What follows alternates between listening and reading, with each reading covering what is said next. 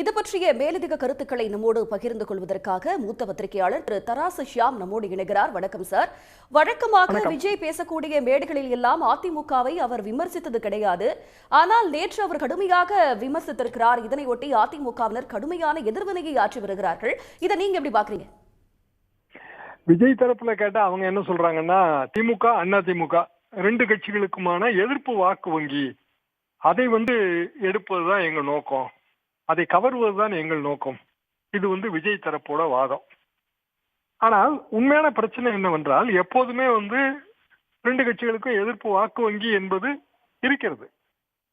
அந்த எதிர்ப்பு வாக்கு வங்கியை பிரதிநிதித்துவப்படுத்துவதுதான் திரு சீமான் அவர்கள். இன்னும் சொல்ல போனால் சுயேட்சைகள்லாம் சேர்ந்து 4% ஓட்டு எந்த தேர்தல் புள்ளி வரது நீங்க எடுத்தாலும்.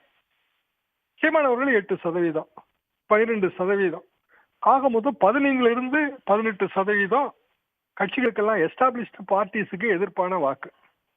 இதுல இந்த முறை இதுவரைக்கும் அதிமுகவை பற்றி விமர்சனங்கள் வைக்காமல் இப்போது விஜய் ஏன் கூறுகிறார் என்றால், அதிமுக எதிர்ப்பு வாக்கு வங்கி கிடைக்கும், அதாவது பாரதிய ஜனதா எதிர்ப்பு வாக்கு வங்கி அதுல சேர்ந்தது, அது திமுகவுக்கு போய் கொண்டிருக்கிற வாக்கு வங்கி, இப்படியான ஒரு நோக்கம் இருக்கிறது. சாத்தியமா என்றால் சாத்தியம் இல்லை. செல்வராஜ் அவர்கள் கூறுவது போல அது சினிமா இல்லை. வெறுமனே ஒரு சினிமா கதாநாயகர்கள் செல்வராஜ் அதை நடித்தே காட்டினார். டப் டப் என்று சுடுவது போல அவர்கள் சுட்டு வீழ்த்தி விட முடியாது என்று. ஏனென்றால் அவர் இதுவரைக்கும் எந்த தேர்தலையும் போட்டியிடவில்லை. அவருக்கான பூடு ஓட்டு வங்கின்னு நம்மகிட்ட எந்த கணக்குமே கிடையாது. வெறுமனே சினிமா ஹீரோ எல்லாரும் என்னை நம்புவாங்க, என் முகத்தை பார்த்தாலே நம்புவார்கள்.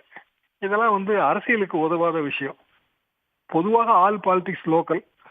நம்ம எதை வைத்து அரசியல்ல ஓட்டு போடுறோம் அப்படின்னா, கிராமங்கள்னா அந்த உள்ளூர் பிரமுகர்களை வைத்து, நகரங்கள்னா கவுன்சிலர்களை வைத்து, இவர்கள் தான் எதிர்ப்பு வாக்கு வங்கியை கிரியேட் பண்ணுவாங்க, ஆதரவு வாக்கு வங்கியும் கிரியேட் பண்ணுவாங்க. அப்படியான சூழல் தமிழ்நாட்டை பொறுத்த வரைக்கும் அது திமுக அதிமுக ரெண்டு தான். திமுகவுக்கு அதிமுகவுக்கான வாக்கு வித்தியாசம் 5% போனாலே திமுக தரப்புக்கு 180 இடம் கிடைச்சிடும். அதாவது ஏ பார்ட்டிக்கும் பி பார்ட்டிக்கும் இடையில 5% வாக்கு டிஃபரன்ஸ் இருந்தா, அரித்மெட்டிக்கலா ஸ்பீக்கிங் அது 180 190 இடங்கள்ல தான் போய் முடியும். பல உதாரணங்கள் இருக்கு. 1971 184 சீட்டு. பழைய காங்கிரஸ் பெருந்தலைவர் காமராஜரும் ராஜாஜியும் ஒரு அணியில, திமுக அப்போ ஒன்றுபட்ட திமுக அதிமுக பிறக்கல ஒரு அணி. 5-6% தான் வாக்கு வித்தியாசம். 67 தேர்தலும் அப்படித்தான்.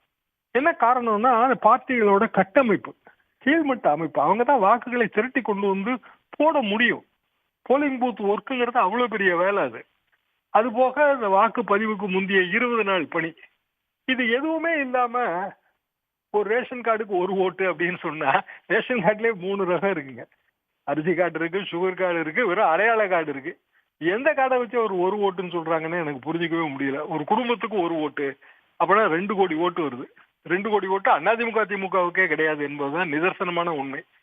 அப்போ எல்லா புள்ளி விவரங்களும் சினிமா பாணியில இருக்குன்னு செல்வராஜ் சொல்றாரு. சரிதான். அதாவது ஒரு ஹைப் கிரியேஷன். ஒரு பெரிய ஹீரோ படம் வரும்போது ஹைப்பை கிரியேட் பண்ற மாதிரி. கடைசியில படம் நல்லா இருந்தா தான் அது ஓடுமே தவிர ஹீரோவுக்காக ஓடுறதே கிடையாது. இதெல்லாம் வைத்து செல்வராஜ் விமர்சனம் அதிமுக விஜய் எதிர்ப்பு விமர்சனத்தை கூர்மைப்படுத்துகிறது என்பது என் கருத்து. உடனுக்குடன் செய்திகளை தெரிந்து கொள்ள சன் நியூஸ் பெல் ஐகானை கிளிக் பண்ணுங்க.